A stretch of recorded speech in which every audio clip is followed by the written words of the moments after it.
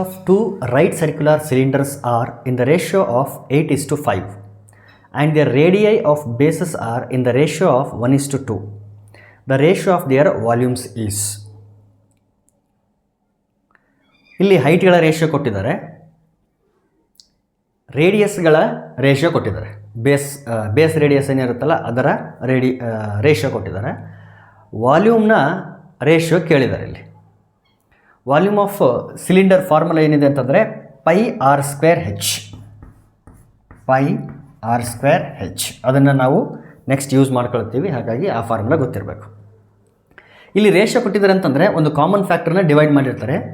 ಹಾಗಾಗಿ first circle ಏನು cylinder ಇದೆ ಅದರ ಹೈಟನ್ನು H1 ಅಂತ ಕರಿತೀನಿ. ಆ H1 ಏನಾಗಿರಲಿ ಅಂತಂದರೆ 8x.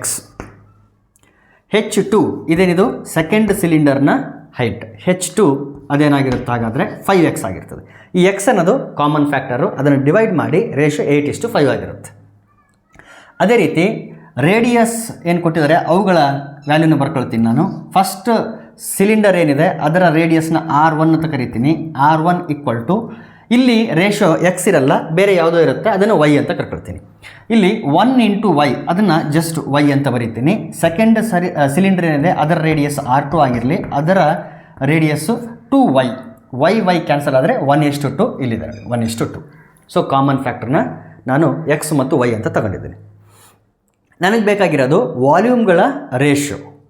So volume formula πr²h ಆಗಿದೆ.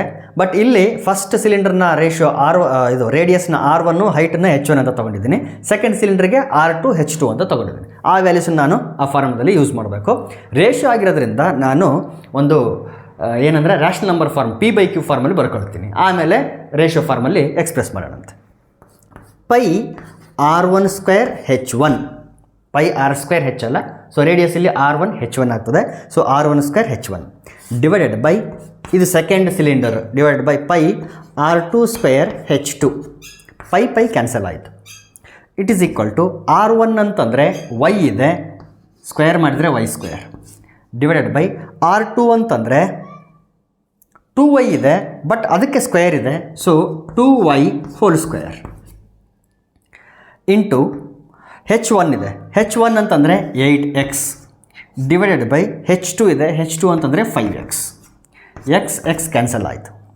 This is equal to y² into 8 y² into 8 divided by 2y² ಇರೋದ್ರಿಂದ 2ನ ಸ್ಕ್ವೇರ್ ಮಾಡಿದರೆ 4, y ನ ಸ್ಕ್ವೇರ್ ಮಾಡಿದರೆ y².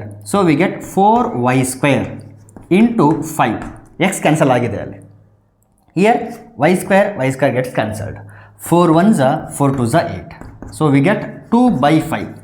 2/5 ರೇಷಿಯೋ ಫಾರ್ಮಲ್ಲಿ ಯಾವ ರೀತಿ ಎಕ್ಸ್ಪ್ರೆಸ್ ಮಾಡ್ತೀವಿ? We write this in the ratio form as 2:5. 2/5 2:5 ಅಂತ express ಮಾಡ್ತೀವಿ. Therefore ratio of their volumes will be equal to 2:5. First option is correct.